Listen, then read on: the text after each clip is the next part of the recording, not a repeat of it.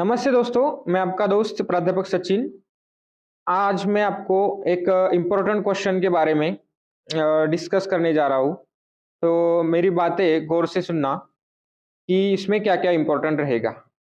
तो जो पहला क्वेश्चन है फार्मेसी लॉ एथिक्स सब्जेक्ट का डिप्लोमा सेकंड ईयर स्टूडेंट के लिए है ये। Right the qualification for drug inspector and give the procedures of drug inspector in taking sample. Process या प्रोसीजर, ठीक है? मार्किंग कैसा रहेगा? 2 मार्क्स क्वालिफिकेशन के लिए रहेंगे और 3 मार्क्स प्रोसीजर के लिए रहेंगे। तो ये अपने को अच्छे से समझना है। देखो, अभी a person to be appointed as a drug inspector, ऐसा कोई बंदा है, ऐसा कोई व्यक्ति है, ऐसा कोई कैंडिडेट है, specific candidate as a drug inspector appoint होने जा रहा है। उसने फार्मेसी में ग्रेजुएट होना चाहिए या फार्मास्यूटिकल केमिस्ट्री में ग्रेजुएट होना चाहिए या मेडिसिन में स्पेशलाइजेशन में क्लिनिकल फार्माकोलॉजी में और microbiology from recognized university established in India. India में जो एस्टैब्लिश रहेंगी यूनिवर्सिटी उसमें उसमें से वो कैंडिडेट ने स्पेसिफिक कैंडिडेट ने डिग्री किया होना चाहिए, ग्रेजुएट डिग्री। तो प्रोवाइड उसने क्या-क्या प्रोवाइड करना चाहिए? प्रोवाइडेड दैट ऐसे आपको पेपर लिखना पड़ेगा। बाद में प्रोवाइडेड दैट के बाद पहला पॉइंट रहेगा, पहली कंडीशन रहेगी a person who have not less than 18 month experience in the manufacturing of at least one of the substance specified in schedule C. Schedule C में जो स्पेसिफाइड सब्सटेंसेस है, जो स्पेसिफाइड सब्सटेंसेस मतलब जो स्पेसिफाइड फार्मास्यूटिकल्स प्रोडक्ट है, जैसे कि parenteral preparation and biological products schedule C में आता है। तो 18 महीने से कम का एक्सपीरियंस नहीं चाहिए, 18 महीने का एक्सपीरियंस चाहिए उसको मैन्युफैक्चरिंग में। दूसरी condition who have not less than 18 month experience in testing of at least one of the substance specified in schedule C. 18 month का एक्सपीरियंस चाहिए टेस्टिंग में, मैन्युफैक्चरिंग के टेस्टिंग में। तीसरी condition who have not less than 3 years experience in inspection of firms manufacturing at least one of the substance specified in schedule सी।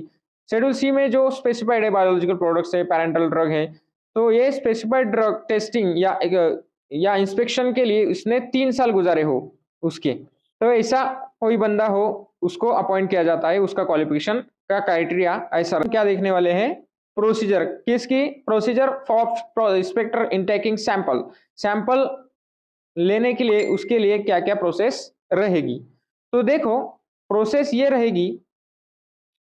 पहली process, सबसे पहली महत्वपूर्ण बात, where an inspector takes the sample. जहां से भी वो सैंपल इंस्पेक्टर उठा रहा है, ले रहा है, सैंपल सीज कर रहा है, he shall pay the fair price of it and may give return acknowledgement thereof. Return acknowledgement मतलब क्या? उसकी पावती उसको देना पड़ेगा। जहां से भी वो सैंपल ले रहा है उसकी रिसिप्ट उसको देना पड़ेगा, उसको लिखित एक्नॉलेजमेंट बोलते हैं उसको, रिटन एक्नॉलेजमेंट। दूसरा पॉइंट में क्या लिखेंगे आप? Process where a price is refused और where an inspector seizes the stock of drug, he shall give receipt of it in form 16। अभी इसका मीनिंग क्या है? जहां से भी वो ले रहा है, सैंपल उठा रहा है, टेक कर रहा है, सैंपल टेक कर रहा है, तो अगर वो बंदा उनको रिफ्यूज कर रहा है, ड्रग इंस्पेक्टर को रिफ्यूज कर रहा है फीस देने के लिए, तो उसने इंस्पेक्टर ने वो सैंपल को सीज तो करना ही है। तो वो सैंपल सीज किया हुआ उसको रिसिप्ट देना है फॉर्म नंबर 16 में। इसको जहां से भी वो सैंपल उठा रहे हैं उसको वो रिसिप्ट देके फॉर्म नंबर 16 उसके पास से भरवा के लेना है, जो रिफ्यूज कर रहा है उसको फेयर प्राइस लेने से मना कर रहा है। तीसरा पॉइंट का क्या लिखेंगे उसमें? Where an inspector take the sample of drug for test और एनालिसिस। जहां से भी वो इंस्पेक्टर सैंपल टेक कर रहा है, सैंपल ले रहा है टेस्ट के लिए, एनालिसिस के लिए, उसने इंटीमेट करना चाहिए किस पर्पज के लिए वो ले रहा है in form number 17। Form number 17 में भर के देना है कि किस किस पर्पज के लिए ये सैंपल में उठा रहा हूं, ये सैंपल ले रहा हूं टेस्टिंग के लिए। In writing a person from हुम ही टेक्स इट, मतलब कहां जहां से वो ड्रग इंस्पेक्टर सैंपल ले रहा है उसमें। अभी चौथा पॉइंट क्या लिखेंगे उसमें? In presence of such person unless he wilfully absent himself. In presence of such person unless he wilfully absent himself the drug inspector shawl divide the sample in 4 portion. मतलब जहां से सैंपल उठा रहे हैं sir, drug inspector sir जहां से sample उठा रहे हैं वहां से वो व्यक्ति अब्सेंट रहेगा, जिस व्यक्ति से वो सैंपल ले रहे वो अब्सेंट रहेगा, विलफुली रहेगा absent. In presence of such person unless he wilfully absent himself the drug inspector shawl divide, drug inspector ने 4 भागों में उसका डिवाइड करना है। Divide the sample into 4 portion, effectively seal, और वो कैसे होने चाहिए, इफेक्टिवली सील होने चाहिए, मार्क होने चाहिए, और and allow that person to add his own seal and mark, और उस पर्सन जहां जिस पर्सन से वो सैंपल ले रहा है उस पर्सन को अलो करना चाहिए, किसके लिए, कि उसके ऑन सील और मार्क उसके होने चाहिए वो सैंपल के ऊपर। Where an inspector takes place, 5वां point, where an inspector takes place the sample of drug और cosmetic from manufacturing premises sample should be divided into 3 portion. अभी जो मैन्युफैक्चरिंग प्रोसेस रहेगी, मैन्युफैक्चरिंग का जो सैंपल रहेगा, अभी 4 पोर्शन का किस में डिवाइड करना है, जहां से ड्रग का व्यापार हो रहा है, जहां से ड्रग सेल हो रहा है वहां पे, मतलब ड्रग एजेंसी हो गई, मतलब फार्मा एजेंसी या फिर मेडिकल शॉप होगा या फार्मेसी शॉप होगा, वहां से वहां के लिए 4 पोर्शन में उसको डिवाइड करना है। और मैन्युफैक्चरिंग प्रेमाइसेस के लिए अगर वो जा रहा है ड्रग इंस्पेक्शन के लिए, तो उसमें 3 ही सैंपल लगेंगे, 3 सैंपल में वो डिवाइड होगा। वेयर ए ड्रग और कॉस्मेटिक इज मेड अप, जहां पे वो ड्रग कॉस्मेटिक बन रहा है, in small volume container, and if a drug likely to deteriorate और damage by exposure, drug inspector shall take 3 or more container after suitably marking the same and sealing them। अगर वहां से sample उठा रहा है ड्रग इंस्पेक्टर जहां से manufacturing हो रही है, तो स्मॉल वॉल्यूम कंटेनर उसने अपने साथ लेना चाहिए, क्योंकि वो डिटोरेट हो ना सके, सैंपल डैमेज हो ना सके, एक्सपोजर हो ना सके। एक्सपोजर मतलब क्या, डिटोरिएट हो ना सके। Drug inspector shall take 3 or more container, 3 container लेना है उसको, suitably marking the same, sealing, और उसको मार्क करना है, और कहां से, मैन्युफैक्चरिंग वालों से वो मार्क करना है। Drug inspector shall give 1 portion of sample, अभी ड्रग इंस्पेक्टर 1 पोर्शन कहा देगा, sample to a person from whom, जहां से वो सैंपल ले रहा है, जिस मैन्युफैक्चरिंग प्रेमाइसेस से वो सैंपल ले रहा है, उस पर्सन को वो सैंपल देना है। He takes it and divide the remaining 3 portion, वो 3 पोर्शन जो डिवाइड कर रहा है ये एज फॉलो, मतलब नीचे दिए गए हैं, वो हम थोड़ा समझेंगे डीप में।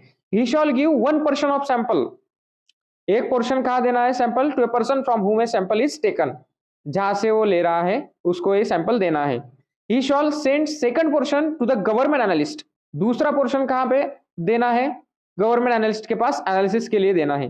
He shall produce 3rd portion, 3rd portion कहां प्रोड्यूस करना है उसको, जहां पे कोर्ट में before proceeding have been instituted, जहां पे प्रोसीडिंग हो रही है, खटला दर्ज हो रहा है, वहां पे उसको कोर्ट में प्रोड्यूस करना है वो 3rd पोर्शन।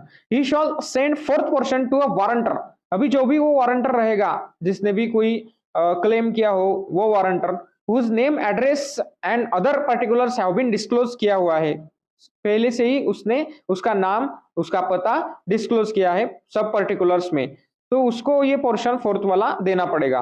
द पोर्शन ये मैन्युफैक्चरिंग के प्रोमाइसेस के लिए नहीं, सिर्फ और सिर्फ ये मेडिकल शॉप के लिए और मेडिकल एजेंसी के लिए रहेगा, फार्मा एजेंसी के लिए रहेगा ये वारंटर का इशू, और ये मैन्युफैक्चरिंग में नहीं आएगा। द पोर्शन ऑफ सैंपल और container shawl be sent by register post और बाय हैंड, ये जो सैंपल है कंटेनर के, वो सैंपल आपको रजिस्टर पोस्ट से या बाय हैंड से देना है।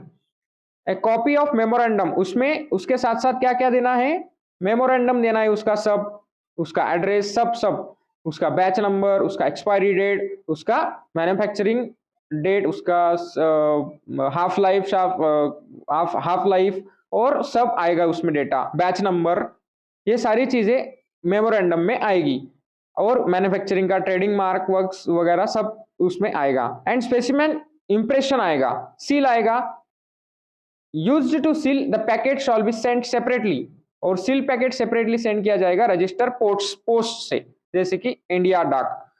अभी जो 9वां पॉइंट लिखने वाले हैं आप पेपर में, very important question for board exam, very very very important question, इसलिए आपको वीडियो को पूरा देखना है। Where an inspector seizes the register record or other any document and sample of drug or cosmetic, he shall inform judicial magistrate and take his order of custody, judicial magistrate को ये सब सारी चीजें inform करना है, जैसे कि जहां से ड्रग इंस्पेक्टर वो सैंपल को सीज कर रहा है, उसके रिकॉर्ड सीज कर रहा है, उसके रजिस्टर सीज कर रहा है, उसका कोई भी डॉक्यूमेंट वो सैंपल से रिलेटेड सीज कर रहा है, तो ये जुडिशियल मैजिस्ट्रेट को इन्फॉर्म करना जरूरी है, और इन्फॉर्म करने के बाद ही can take his order of custody, और वो कस्टडी में ऑर्डर रहेगा। तो दोस्तों ये हुआ आज का इंपॉर्टेंट क्वेश्चन।